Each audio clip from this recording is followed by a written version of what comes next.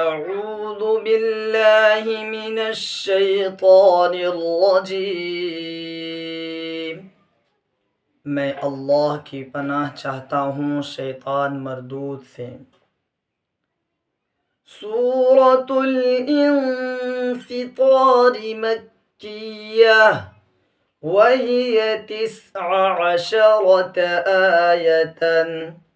سورہ انفطار مکہ میں نازل ہوئی اور اس کے اندر 19 آیتیں ہیں۔ بسم اللہ الرحمن الرحیم،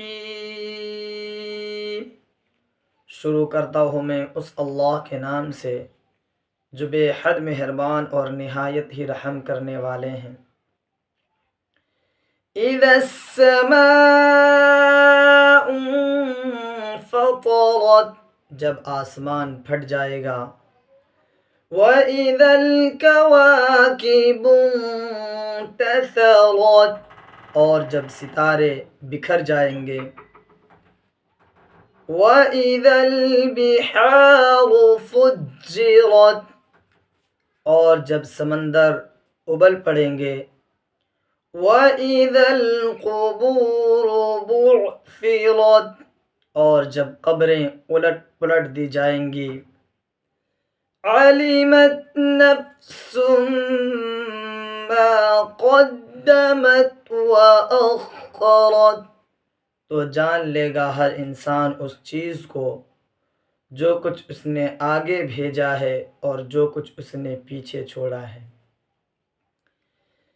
اِذَا السَّمَاءُ انفطرت وَإِذَا الْكَوَاكِبُ انتَثَرَتْ وَإِذَا الْبِحَارُ فُجِّرَتْ وَإِذَا الْقُبُورُ بُعْثِرَتْ عَلِمَتْ نَفْسٌ مَّا قَدَّمَتْ وَأَخَّرَتْ، جب آسمان پھٹ جائے گا، جب ستارے بکھر جائیں گے، جب سمندر ابل پڑیں گے، اور جب قبریں زیر و زبر کر دی جائیں گی، تو ہر جان جان لے گا اس چیز کو جو کچھ اس نے آگے بھیجا ہے اور جو کچھ اس نے پیچھے چھوڑا ہے۔ یا ایھا الانسان ما غرک بربک الکریم، اے انسان، تجھ کو تیرے رب کریم کے معاملے میں کس چیز نے دھوکے میں ڈالا؟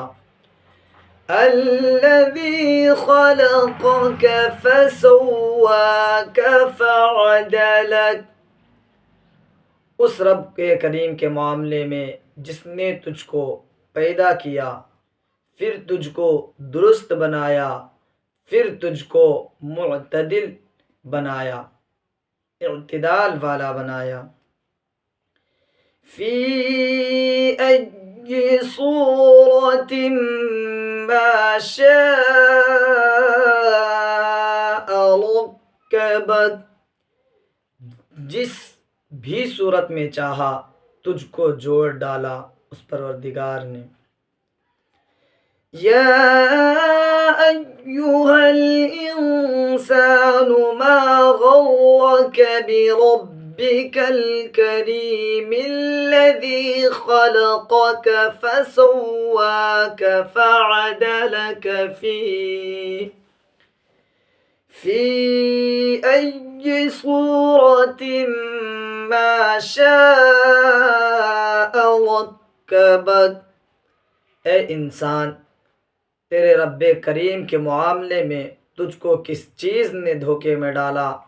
جس نے تجھ کو پیدا کیا، پھر تجھ کو درست بنایا، پھر تجھ کو معتدل بنایا، جس بھی صورت میں چاہا تجھ کو اس نے جوڑ دیا۔ کلا بل تکذبون بالدین، ہرگز نہیں بلکہ تم تو یوم جزا کو جھٹلاتے ہو۔ وَإِنَّ عَلَيْكُمْ لَحَافِظِينَ، اور یقیناً تم پر نگران ہیں، یاد رکھنے والے ہیں۔ کراما کاتبین، معزز لکھنے والے ہیں۔ یعلمون ما تفعلون، جو کچھ تم کرتے ہو جانتے ہیں۔ کلا بل تکذبون بالدین وإن علیکم لحافظین کراما کاتبین یعلمون ما تفعلون، ہرگز نہیں بلکہ تم یوم جزا کو جھٹلاتے ہو، حالانکہ تم پر یاد رکھنے والے معزز لکھنے والے مقرر ہیں، وہ جانتے ہیں جو کچھ تم کرتے ہو، یعنی تمہارے اعمال سے واقف ہیں۔ ان الابرار لفی نعیم، یقیناً نیک لوگ تو آرام میں یعنی جنت میں ہوں گے۔ وَإِنَّ الْفُجَّارَ لَفِي جَحِيمٍ، اور یقیناً گنہگار لوگ تو جہنم میں ہوں گے۔ يَصْلَوْنَهَا يَوْمَ الدِّينِ، وہ داخل ہوں گے اس میں یوم جزا کے دن۔ وَمَا هُمْ عَنْهَا بِغَائِبِينَ،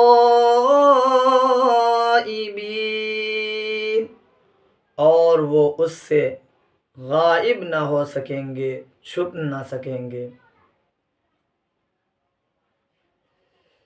ان الابرار لفی نعیم وان الفجار لفی جحیم یصلونها یوم الدین وما هم عنها بغائبین،